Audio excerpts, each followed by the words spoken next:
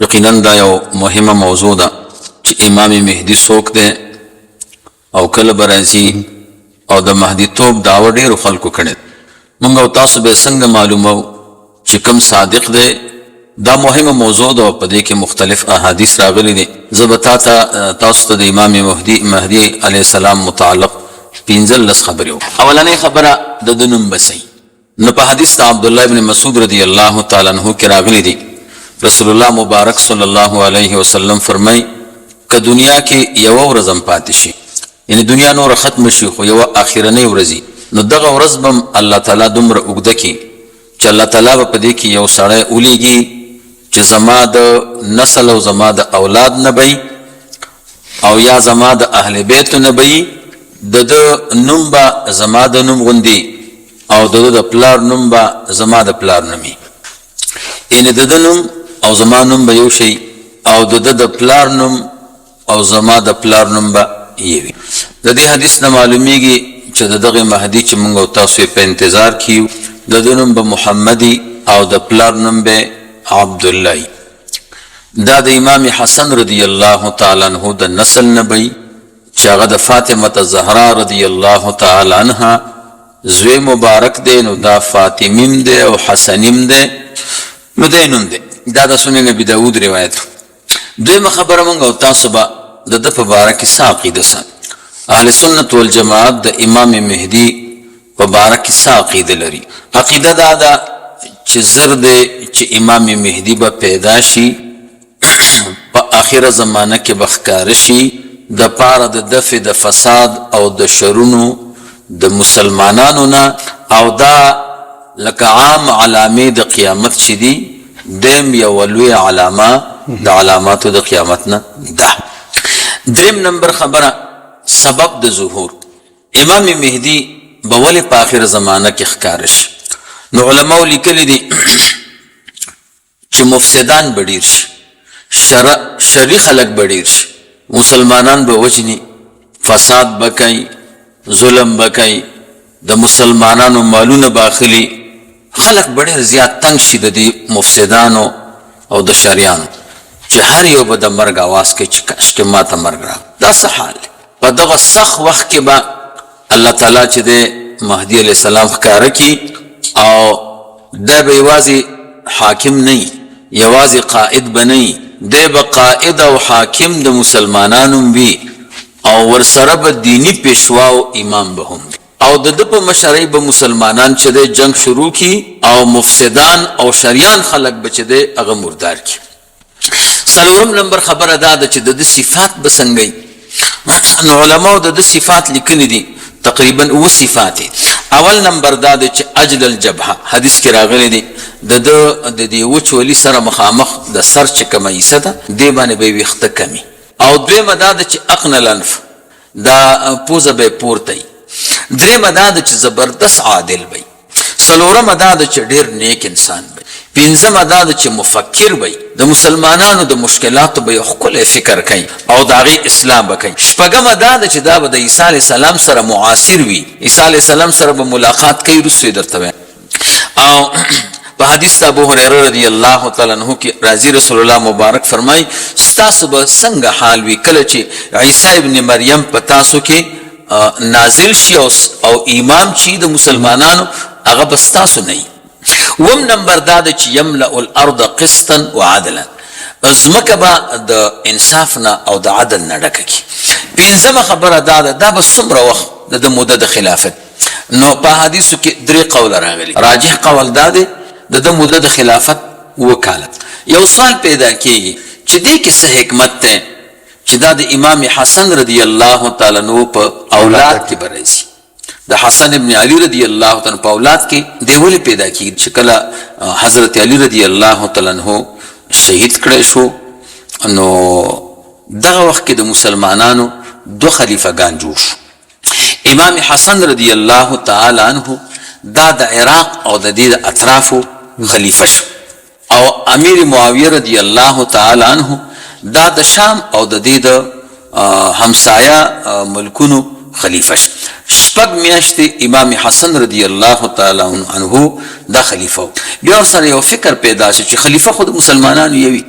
او دا دو جوړ شو، نه په خپله رضا او د الله تعالی د خوشحالولو دپاره او دې دپاره چې د مسلمانانو په منځ کې اتحاد راشي، نو بس هغه خپله چوکۍ د خلافت چې وه هغه معاویه رضی الله تعالی عنه ته وسپارله او هغه سره بیعت وکړو چې بس ته زمون خلیفه. نو علما وایي امام حسن رضی الله تعالی عنه یو ښکلی اقدام وکړو، نو الله تعالی د هغې په بدل کې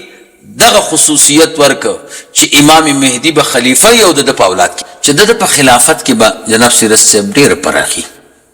احادیثو کې راغلی دي چې اسمان نه به سخت بارانونه وریږي، او دویمه دا ده چې ځمکه به زبردست فصلونه کوي انتهایی ډېر، او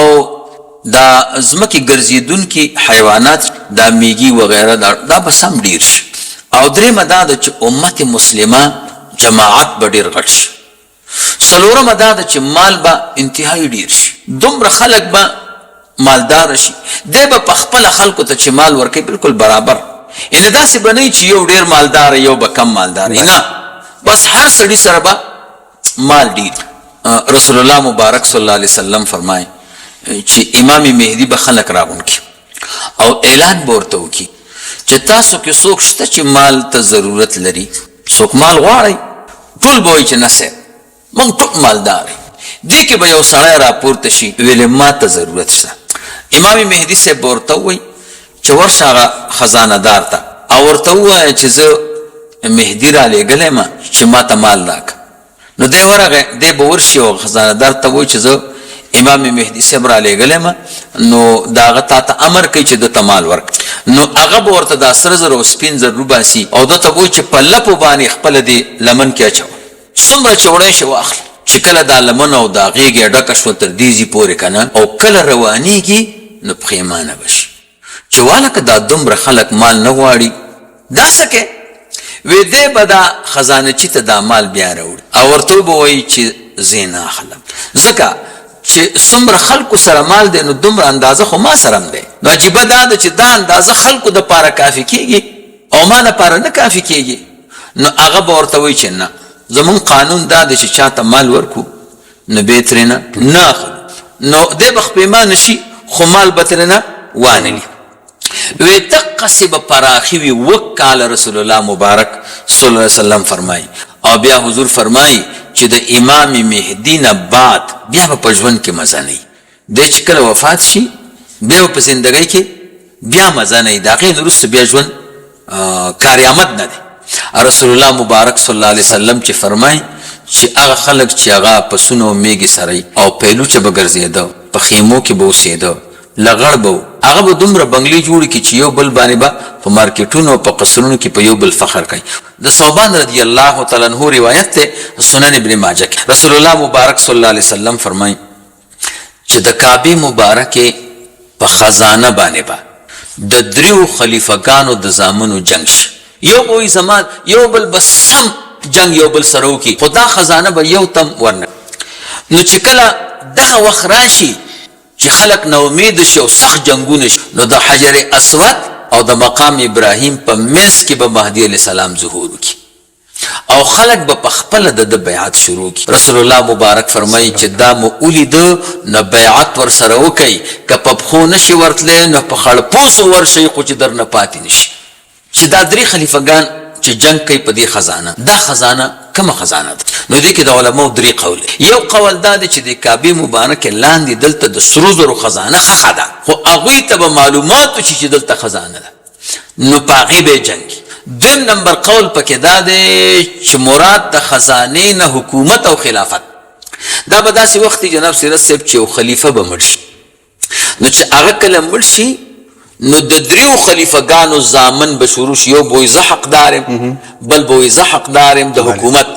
د پلار غوندې به هر یو د حکومت مطالبه کوي او جنګ به دوی په دې سلطنت او په حکومت باندې. نو خزانې نه مراد دغه حکومت او سلطنت. دریم قول پکې دا دی چې مراد د دغه خزانې نه هغه د فرات د غر خزانه ده، چې رسول الله مبارک فرمایي چې د فرات او د دې دریاب په منځ کې به د سرو زرو یو غر راوخیږي چې تاسو سمې هغه دجال په کیسه کې کړی و چې هغې نه کیدای شي مراد چې دغه تیلي یا حقیقت باندې حمل لی چې دغه د سرو زرو غرب دا جنگ به په هغې وي نو یا دغه خزانه تی مراد ده چې کوم د کعبې لاندې ده یا تی حکومت مراد ده یا ترېنه هغه خزانه مراد ده نو دا درې واړه به دلته جنگ شروع کړي او سخت جنگ بشي او تر دې پورې چې مسلمانان ډېر خفه یو ډېر بناوم چې دا څه فتنه شو دغه ځای کې به امام مهدي صاحب ظهور وکړي د کعبې مبارکې د حجر اسود او د مقام ابراهیم په منځ کې خلک به ورسره بیعت وکړي او د ده خبره به عامه شي چې عامه شي بس خلک به رامنډې وایي او د ده چې دی دغه به کوي بیعت به کوي لیکن دلته یو اعتراض دی اعتراض دا دی چې په حدیث کې راځي چې ظهور خو به د مشرق نه کوي او یو جماعت به را رواني او تورې جنډې به ورسره وي نو هغې نه خو دا معلومیږي چې ظهور به د مشرق نه او د دې نه دا معلومیږي چې دا په مکه مکرمه کې نو حافظ ابن کثیر صاحب تطبیق کړی حافظ ابن کثیر صاحب وایي چې ظهور په مکه مکرمه کې دی خو دغه د مشرق د طرف نه چې کوم یو جماعت را روان یو تورې جنډې ورسره وي دا به امداد دپاره را رواني د امام مهدي صاحب ملاتړ دپاره او په لاره کې به دا خلک راځي او د دې جماعت مقابله به کوي چې تاسو مه ځئ مکې مکرمې ته او دوی به په دې لارو کې هغوی سره جنګونه کوي په دې لاره کې به دومره ډېر مسلمانان شهیدان کېږي او کافران به مرداري کې په دې لاره کې جنګ کوي نو بیا به یو جماعت مکې مکرمې ته راورسېږي او د امام مهدي صاحب سره به بیعت وکړي د هغه په معاونت به دا خلیفه د مؤمنانو وګرځېږي لسم نمبر خبره دا ده چې دا کم خلک د مشرق نه راځي دوی سره به تورې جنډې نو سپینې ولې ورسره نه وي د تورو جنډو کې څه حکمت دی نو جناب سیرت صاحب د تورو جنډو کې دا حکمت دی چې دا دلالت کوي په رعب او په وقار باندې دا په رعب او په وقار باندې دلالت کوي رسول الله مبارک صلی الله علیه وسلم به چې کله جنګونو ته ته نو جناب سیرت صاحب هغه به تور پټکی به سره تور پټکی او جنډه مبارکه به توره وه دا غروب او هیبت باندې دلالت کوي د قریشو نه مخکې د کعبې مبارکې غلاف چې او زیړم راغلی دی شینم راغلی دی سپینم راغلی دی خو قریشو چونکې د یو بل سره زد کو نو هغوی دا د کعبې مبارکې غلاف بدل که په تور غلاف وی ولې وی دا دلالت کوي په روب او په هیبت چې دا داسې کوټه ده چې دې ته کم دشمن په سپک نظر کتلی دي نو ختم شوی دی اوس هم د کعبې مبارکې غلاف چې دی هغه تور دی کله کله خلک سوال هم کوي چې د کافرانو مرکز سپینه باڼۍ ده هغه سپینه ده او د مسلمانانو مرکز کعبه مبارکه ده دا توره ده دا کار برعکس پکارو هغه توره پکار وه دا سپینه پکار وه نو جواب دا دی چې دا د کعبې مبارکې غلاف په مختلفو طریقو باندې شوی په مختلفو طریقو باندې یعنی مختلف رنګونه پکې استعمالېده خو قریش چونکې زدیانو ځان ته غیرتیان وي نو دوی تور رنګ ځکه خوښ کړ چې دلالت وکړي په رعب او په وقار باندې شیخ صاحب په دې دفترونو کې د مشرانو چوکۍ چې هغه هم توري آفرین او یو قیمتي خبره ته ونه کوم مهرباني سره د چا چې ګیره سپینې یو تاسه واده کې هغه هم ګیره توره کړي هغه دا اصل کې په دې ښځه باندې روب زیاتوي چې ذکر ځوان نو دې تور رنګ کې یو روب شته یو وقار چې دی دا شته دا لس خبرې شو یو لسم نمبر خبره امام مهدي صاحب به د عیسی علیه السلام سره ملاقات کوي دا هم معاصر دی په حدیث جابر رضی الله تعالی عنہ کې راځي رسول الله مبارک صلی الله علیه وسلم فرمایي چې کله عیسی علیه السلام راکوز شي د مسلمانانو امیر به د مصلی نه راوستو شي او دته به وایي چې راشه مونږ ته جمع راکړه عیسی علیه السلام ته به وایي عیسی علیه السلام به ورته وایي نه ته خپله مونږ ته مونځ راکړه د رسول الله مبارک امتیان په یو بل امیر دي او دا کرامت او اعزاز د امامت الله تاسو ته درکړی نو عیسی علیه السلام به د عام مسلمانانو غوندې مقتدي شي د امام مهدي صاحب دغه څوک چې امامت کوي امام مهدي صاحب دی کله چې عیسی علیه السلام راښکته کېږي دا امام مهدي صاحب ځکه دا مې ځکه واضح کړه شیخ صاحب چې یو ورور څو ورځې مخکې لا دا پوښتنه رالېږلې وه چې کوم عیسی علیه السلام چې کله راښکته کېږي نو دلته دا امام څوک دی نو دا امام مهدي صاحب وي امام مهدي صاحب عیسی علیه السلام ته ست وکړي چې راځه صلی بنا مونږ ته منځ راکا خو رسول الله مبارک فرمای چې عیسی علیه السلام به انکار وکي چې دا ستاسو خصوصیت ته چې تاسو به امامان د دې امت یې نو عیسی علیه السلام به امام مهدی سے پس منځو کې او د عام خلق غوندې به دا مقتدی وي نو د دې نه یو دا معلومیږي چې امام مهدی صاحب به دا عیسی علیه السلام سره ملاقات کوي او د دې نه یو بل خبره معلومیږي او هغه دا ده چې ظهور د دجال به په زمانې د امام مهدی صاحب کې ځکه چې عیسی علیه السلام به نازلیږي د پاره د قتل د دجال کنه کله چې دجالي هغه پر بل عیسی علیه السلام نه وی راغله نو د دجال د قتل د پاره به عیسی علیه السلام راځي نو د دینه دا معلومیږي چې د ظهور د دجال په زمانه د مهدی کې وي خو چې کله دجال د مردارې دلو وخراش عیسی علیه السلام براکوش د دینه یو دا مسله چې دا معلومیږي 12 نمبر خبره احادیث په باب د امام مهدی صاحب کې څومره دي بله ان علماء لیکلي دي چې 50 احادیث په باره د امام مهدی صاحب کې راغلي دي سپکه صحیح احادیث دي سپکه حسن دي ضعیف روایتم پکشتا او د صحابه کرامو آثار اتیش دي یو عالم د اسفرانی ورتوي هغه د امام مهدی صاحب متعلق چې کوم احادیث دي هغه حد د تواتر ته رسیدلي دي دا خبره زکه کومه چې ډیر خلک داسې خلک ډلې راوتلي دي چې هغه د امام مهدی صاحب نه انکار کوي شک صاحب همدا زمون خبرونه د قیامت د علایمو چې دجال څوک چیرته ده پای باندې بازو کمنټونه کړیو ویلو چې دجال نشته امام مهدی نشته بعضی تاسو بدلی په سوشل میډیا کې د خلک چې ځان ته د عالمانو نسبت کوي هغه هم دا وایي دجال نشته امام مهدی نشته والله قسم هم کوي چې عیسی علیه السلام نشته وایي خبرې دي جناب سیرت صاحب دا غي درته زه من پوینټ وایم بله صاحب چې دوی ول انکار کوي د دجال نه یا ول انکار کوي د امام مهدی صاحب بله دا غي وجه دا ده چې دوی منکران د احادیث دي او دوی وی زمونږ د پاره قران کریم کافی دی هغه یو قاری لګیا دی په دې میډیا باندې وای چې زه حدیث منم بله او قران کریم منم او حدیث قران کریم ته وای حدیث دی ومن اصدق من الله حدیثا دا کوم آیاتونو کې او حدیثو کې چې د حدیث لفظ د قران د پر استعمال شوی دی هغه په قران کریم باندې حمل کوي دا باقی احادیث نمانی او رسول الله مبارک صلی الله علیه وسلم صدیبه سخرت کړه مشکات شریف روایت ته رسول الله مبارک فرمایي ز تاسو پیدا نکم چې یو ل تاسو نه خپل بستر باندې ناشتي او خلکو ته وایي چې کوم شی په قران کریم کې موږ به داغه اتباع کو او کوم شی چې په قران کریم کې نه موږ به هغه موږ نه منو رسول الله مبارک فرمایي څنګه چې الله تعالی کوم شیونه حرام کړی دي داسې د الله تعالی پیغمبرم څه شیونه حرام کړی دي بله او بیا حضور فرمایل خبردار ما تاسو د پاره د کورونو د اوسېدلو والا خورونه چې دي حمر اهلی دا ما تاسو د پاره حرام کړی دوی به دا وایي چې پیغمبر ته دا حق نه دی ورکړ شوی پیغمبر دا صلاحیت نه لري چې یو څه حرام کړي جناب سیرت صاحب دا خبره کوي کوي نو دا د قران کریم د آیت نه خلاف ده الله تعالی فرمایي وما ينطق عن الهوى ان هو الا وحي يوحى زما پیغمبر د خپل نفس او د خواهش نه خبرې نه کوي بلکې نه د منګر دته یو وحي کړی شوی ده رسول الله مبارک صلی الله علیه وسلم چې کوم خبره کړې ده هغه د الله خبره ده خو په وحي خفي سره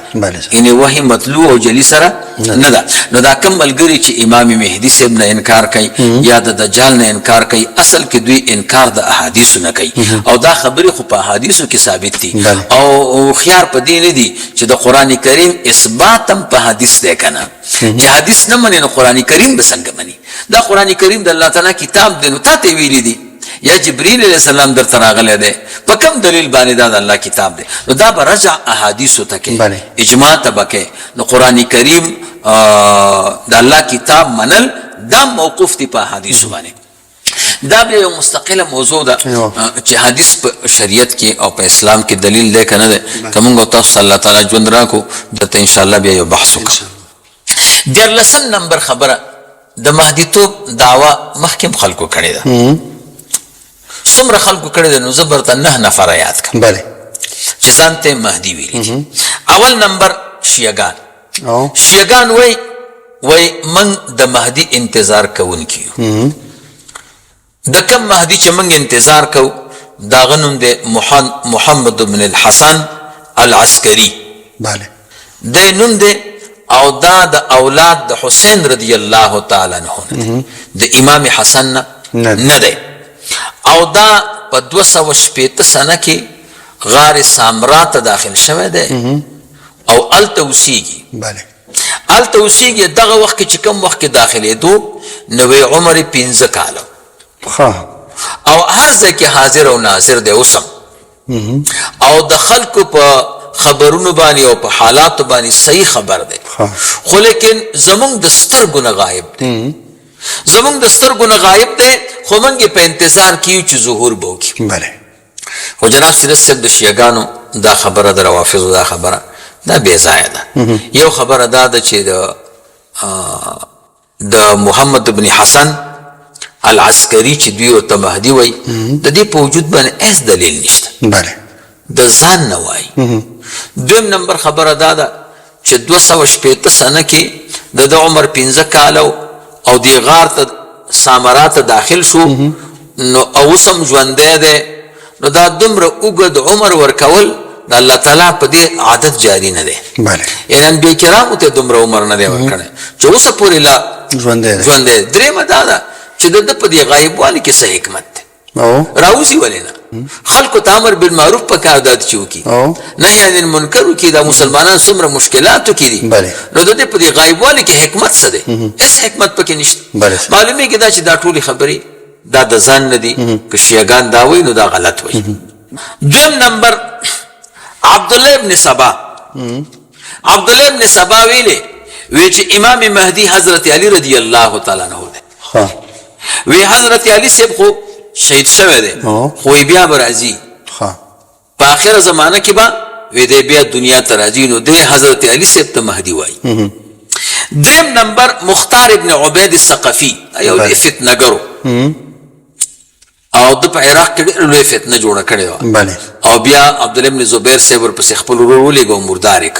نو مختار ابن عبید الثقفي وی چې امام مهدي چې دی محمد ابن الحنفیه دی د ده نوم محمد دی او دا د حضرت علی صاحب زوی دی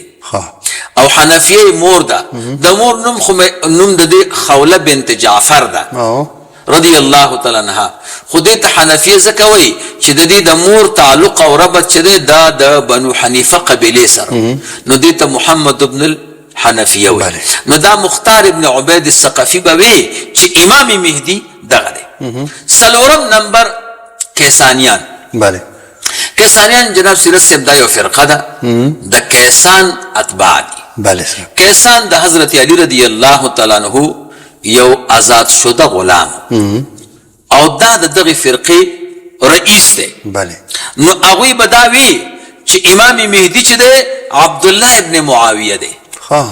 وی دا امام مهدي دی عبدالله ابن معاویه او ابن عبدالله ابن جعفر ابن ابي طالب داغه دی پنځم نمبر یوې ډلې دا ګمان کو چې امام مهدي چې دی محمد ابن عبدالله ابن حسن ابن علي دی د امام حسن صاحب د زوی نوم عبدالله دی او داغه د زوی نوم دی محمد یعنی د امام حسن صاحب لمسی وی دا امام مهدي دی او د ده لقب نفس زکیه دا م یو ډېر نیک سړی او تقوادار او پرهیزګار او دومره پرهیزګار او چې د خلکو وی دا امام مهدي دی او د خلکو په دې کې یو چلو او چل دغه وخت کې د عباسیو چې کوم خلیفه و هغه ډېر ظالم و خلکو سره ډېر ظلمونه کول او زیاتی کو خلک یې تنګ کړي نو خلکو ده ته امام مهدي وی چې امام مهدي چې رسول الله مبارک وی چې راځي به نو د مسلمانانو نه به شر او فساد دفع کوي نو ده ته وی چې ته وځه د مقابلې ته نو د دې لپاره ورته امام مهدي وی خو هغه مقابلې ته راونوت ډېر نیک سړی ویلي به زه دا کار نه کوم شپږم نمبر کس چې د مهدیتوب دعوی کړې وه د هغه نوم د عبیدالله ابن قداح دا په سنه 325 کې دا مړ دی د ده تره یهودي و او دی په خپله د یو فرقې مشر و قرامتو ورته وایي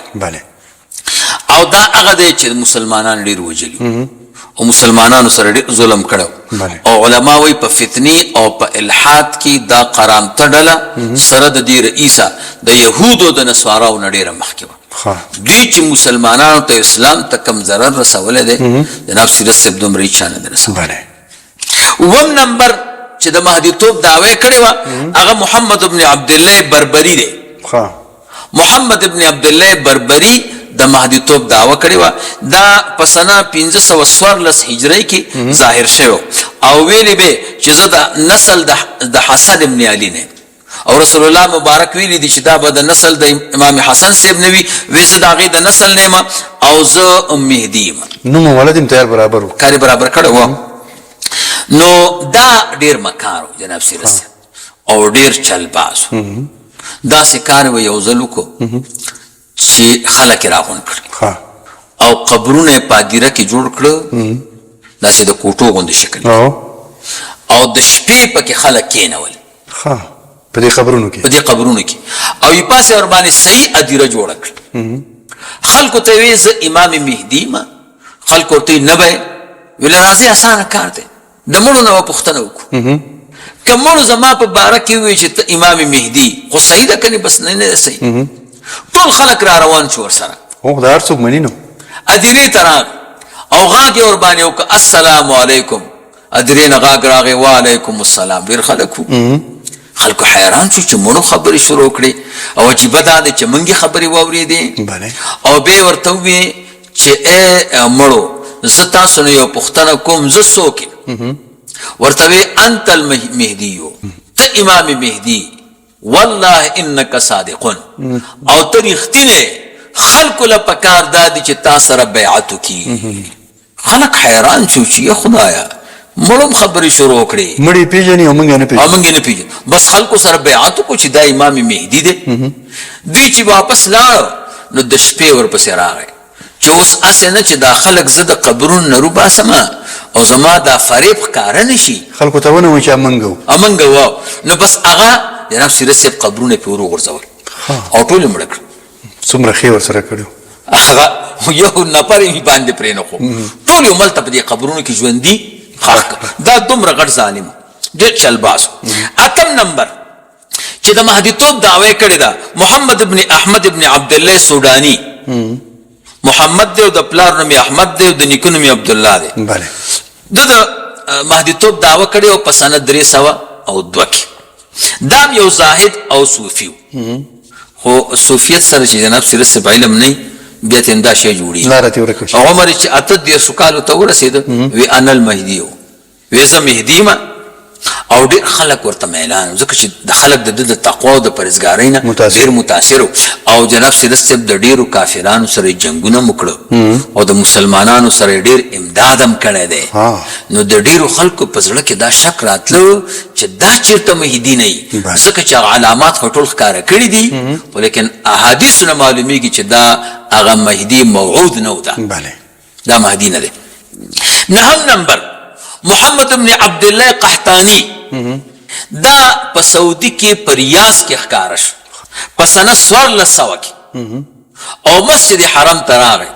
او حجر اسود او مقام ابراهیم سره ودرېد تمثیلي بیخي صحیح او غاږ یې وکړو چې زه مهدي یم به د سعودي حکومت راتاو شو که نه او بس حرم محاصره که او هملته یې مړ که به دا فتنه د هغه په مرګ باندې دا ختمه شو دې 9 کسانو دعوه چې د مهدیتوب کړی یو ما هم لیدلی د پاکستان کې قصخانه کې یو مکتبه وه او سعودي کې ویلي چې زه مهدي یم هغوی رانیولی او سم یې والی او بیا را شړلی نو ما ته یو کرت کتاب اغوستو ما ورته وی چې ما داسې اورېدلي دي چې تا د مهدیتوب دعوه کړې د امام مهدي ته ورغلی او دته ورغلی ده نه مې کتاب اغوستو کتابخانه کې نو ویا ما دعوه کړې وه ما اوس امام مهدي یې که نه ویلي یمه اوس هم یم ما ورته چې څنګه وی چې مهدي ښه سړي ته وایي او زه ښه سړی یم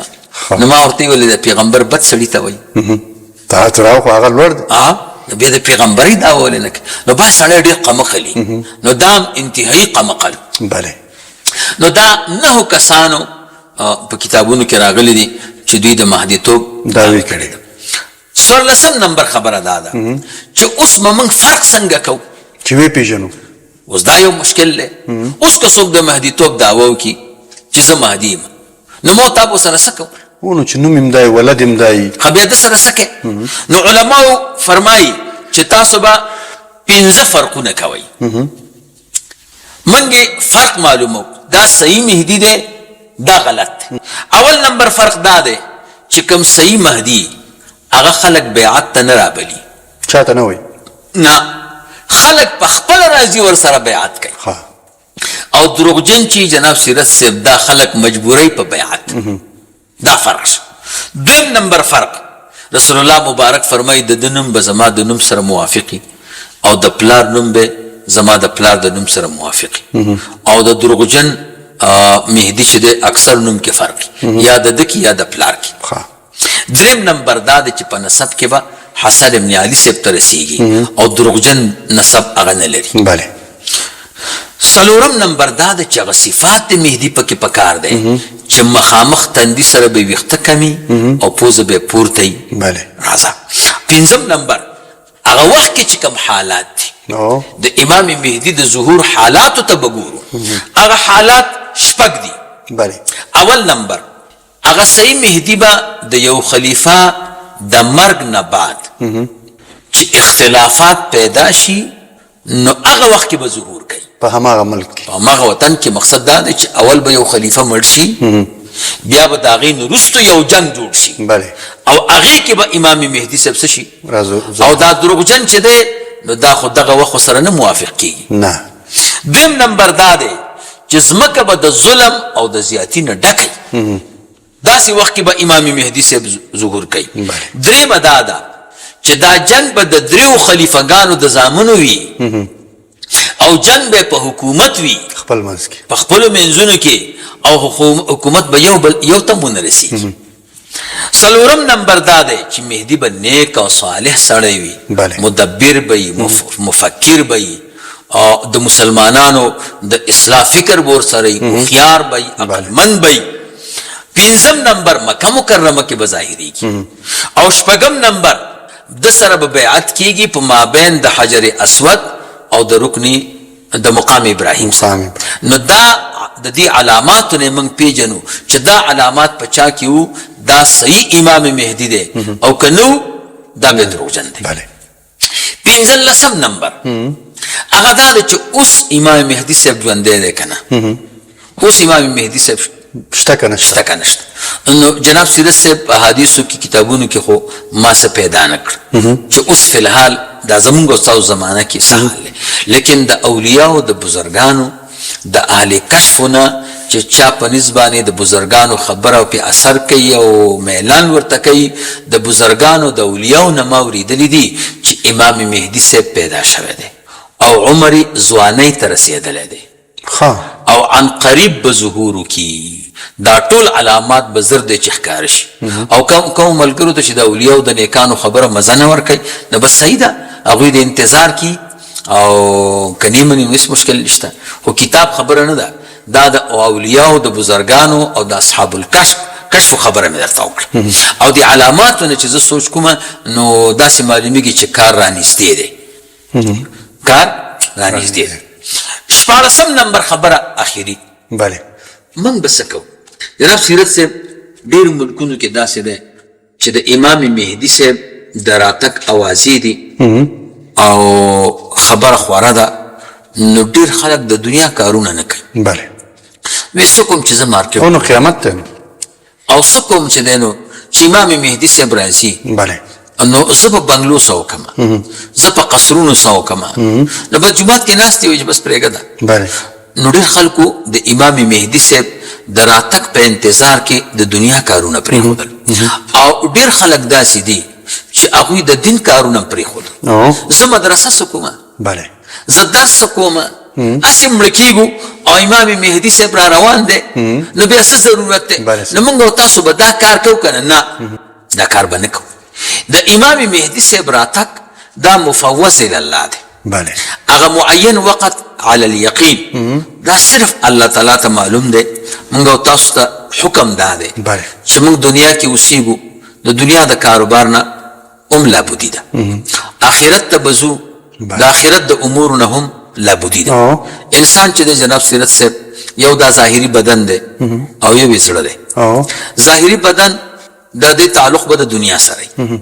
موږ تاسو خېټه لرو، بله. خوراک کوو، چکاک کوو، خپلوان لرو، نو تجارت به هم کوو، د دنیا کاروبار به هم کوو، خلکو سره به تعلق هم ساتو، ځکه د ظاهري بدن تعلق مو د دنیا سره دی. بله. او په انسان کې مهمترین شی قلب دی. نو د زړه تعلق به آخرت سره ساتو. ټول که د دنیا کارم کوو نو خو په نیت د آخرت به کوو. تجارت دې دپاره کوو چې زه پیسې وګټم او ما ته الله تعالی په دې آخرت راکړي. د دنیا کار دې دپاره کومه چې زه په آخرت وګټم. نو سړی به د امام مهدي صاحب د انتظار دپاره نه د دنیا کار پرېږدي نه به د آخرت کار پرېږدي. بس هغه خو به مونږ او تاسو انتظار کوو چې کله راغو الله تعالی وایي د هغې ملګري کړي او هسې نه چې په خلکو کې شو چې مونږ مړه کړي. بله. ما خو پیدا نه کړو، خو د علماو نه ما اورېدلی دي چې امام مهدي صاحب کله ظهور وکړي نو د 70,000 علماو نه به هم سر پرې کوي. الله اکبر. علما خو په دې تمه دي چې موږ به د ده ملګري یو، خو هسې نه چې په هغه علماو کې رانه شو چې زموږ نه سر پرې نه کړي. د جناب سیرت صاحب ویریږو به د خپل عمل اصلاح به کوو، د دنیا د اعمالو اصلاح به هم کوو، د آخرت د اعمالو اصلاح به هم کوو، او موږ به د امام مهدي صاحب په انتظار کې ترک د اعمالو نه کوو. شیخ تاسو یادونه وکړه چې امام مهدي صاحب به د 70,000 علماو نه هم سر پرې کوي. امام مهدي صاحب به جنګونه کوي؟ امام مهدي صاحب به جنګونه کوي او مسلمانان به سره یوځای وي. دی به قایدي، دی به حاکمي او دی به د شر او د فساد والا خلکو سره جنگ کوي. څوک چې په ځمکه کې فساد کوي، شرونه کوي، که هغه کافر دی که مسلمان دی، خو چې ځمکه کې فساد کوي هغه به ټول مړه کوي او ځمکه به د عدل او د انصاف نه چې دی ډډه کوي. داسې اشارې شوي که نه شیخ صاحب چې د دې فدایان، د دې عسکر څوک به وي، د کومې علاقې به وي؟ افغانستان ته پکې ګوته نیول شوې که نه؟ جناب سیرت صاحب احادیثو کې خو دغه جماعت چې د امام مهدي صاحب به ملګرتیا کوي او د هغې معاونت به کوي نو هغه خراسان ویلی دی او مشرق طرف یې ویلی دی. نو مشرق طرف خو افغانستان دی او ایران دی. افغانستان مخکې نوم خراسانو، نو د خراسان څه حصه اوس پاکستان کې شامله ده او څه حصه په ایران کې شامله ده. دا خراسان د دې لوی افغانستان دا نوم. نو د افغانستان نه به دغه هغه لوی افغانستان نه اعتبار خو هغه اصل ته دی که نه، دی عارضي ته نه دی. نو د لوی افغانستان نه به یو کلک جماعت روانېږي او دا به د امام مهدي صاحب معاونت کوي او د هغه ملاتړ به کوي او انشاءالله چې دا جهاد او دغه منقبت به الله تعالی افغانانو ته ورکوي. او ما تاسو ته وی چې افغانان ډېر فضایل لري. زمونږ ملګري دي نور خفه نشي خو ډېر فضایل لري.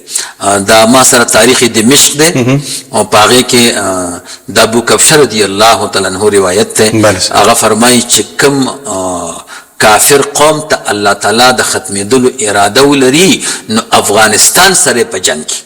افغانستان ته راولي به دی ختم کړي. موږ او تاسو چې سوچ وکړو دا چنګیز خان او هلاکو خان دا چې الله تعالی تباه کړي په افغانانو په لاس تباه کړي. انګریزان چې دی دا د افغانانو په لاس باندې تباه کړ. دا زموږ ستا په دې ژوند کې روس الله تعالی ختم نه کړ، امریکا الله تعالی ختم نه کړ. نو دا منقبت به انشاءالله الله تعالی افغانانو ته ورکوي چې دا افغانان به د امام مهدي صاحب ډله ګرځېږي او الله تعالی دې موږ ته هم دومره ژوند راکړي چې په دغه ډله کې شامل شو او د هغې په اتباعو کې مو الله تعالی راولي. امین. مننه شیخ صاحب دا چې د خپرونې د پای شېبې دي. مننه کور مودان. عزتمند شي.